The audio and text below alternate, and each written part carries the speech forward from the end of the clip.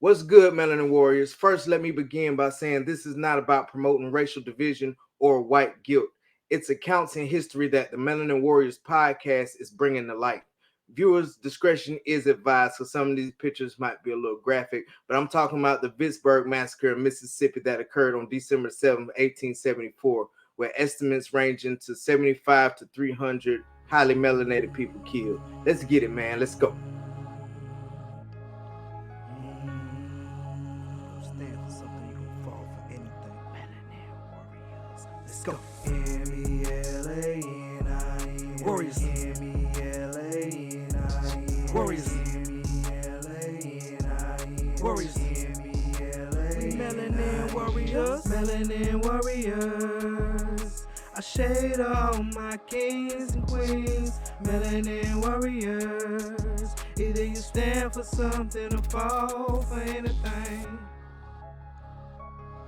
So the Vicksburg Massacre took place on December 7th, 1874, with an estimate of 75 to 300 highly melanated people were killed.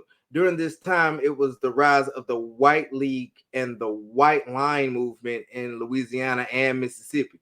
The people in this group were committed to drawing a racial line in the sand when it came to melanin people in politics and wanted all white men, regardless of political affiliation, to unite and come together. The league was first organized by Opelius in late April and began to spread quick. It was really obvious that the racist movement was built on foundations established by the Klan and the Knights of the White Camellia, whatever they're called, but they were more in line with the Democratic Party. And so back during this time, after the Civil War and everything like that, for people who didn't know, because a lot of people do know, the Democratic Party were more geared towards, the slave owners and, not wanting everything to change and, trying to keep the melanin people in their place, if you will. It was the Republican Party who seemingly, I'm going to use that word again, seemingly was on the side of the highly melanated people in this country, man, and, tried to back them up and put them in positions to where they can actually rise and operate like an American citizen should have been able to.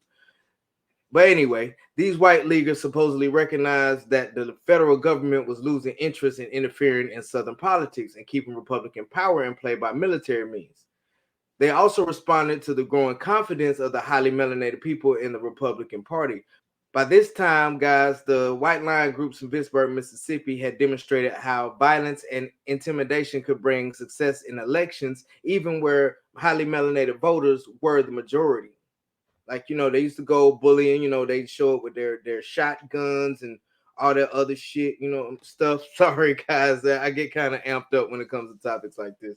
But, they were blocking the votes, what I'm saying, threatening people, threatening their families if they didn't do this or do that when it came to voting. So if there was anything that could have held the white liners in check, it was gone in November's election of 1874. The Democrats were able to win control of the House of Representatives for the first time since Southern slaveholders had rebelled against the national government.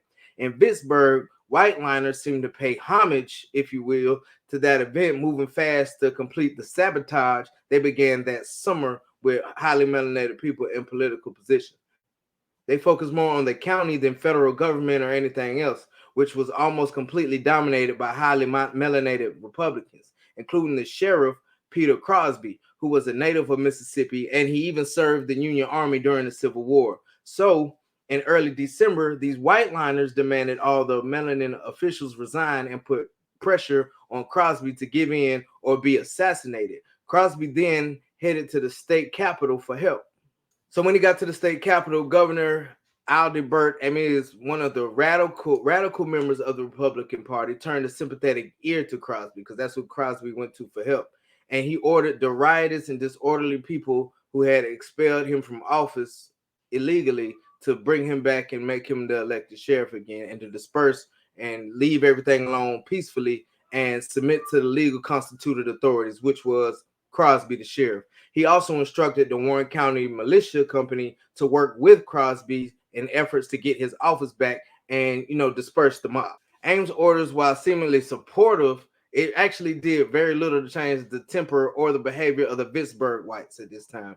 But Crosby's call for a posse revealed that this showed the loyalty and organizational readiness among the melanated people in the area. They came from churches, they came from political clubs and other institutions in the highly melanated community. A major mobilization took place where hundreds of highly melanated people marched in columns of 3 towards Vicksburg, but Crosby, fearing the consequences from these white liners, tried to turn some of them around, but by then it was too late. Seeing the solidarity of the melanated people, whites opened fire, and after a quick standoff, the melanated people who gathered were forced to flee. For 10 days, some of the young white participants joined their reinforcements, continuing their aggression against the melanated people in Vicksburg. But when it was all over, at least 29 melanin Americans had been confirmed killed, and a huge number were wounded and terrorized still. The seat of county government remained in the hands of the white liners, and Peter Crosby, briefly held prisoner, was forced to resign once again.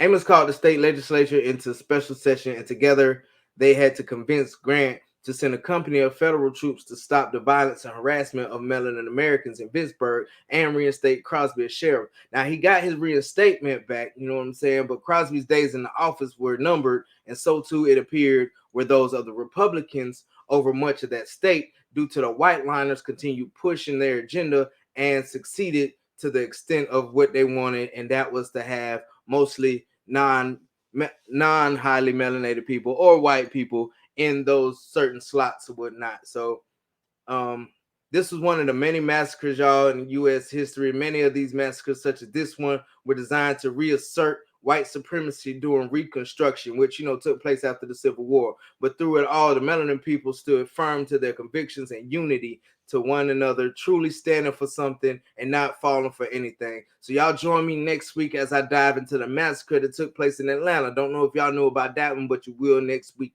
Peace and blessings, my people. Ashe. Let's go. M-E-L-A-N-I-N. Warriors. M-E-L-A-N-I-N. Warriors. M-E-L-A-N-I-N. Warriors. We melanin warriors. Melanin warriors. I shade all my kings and queens. Melanin warriors. Either you stand for something or fall for anything.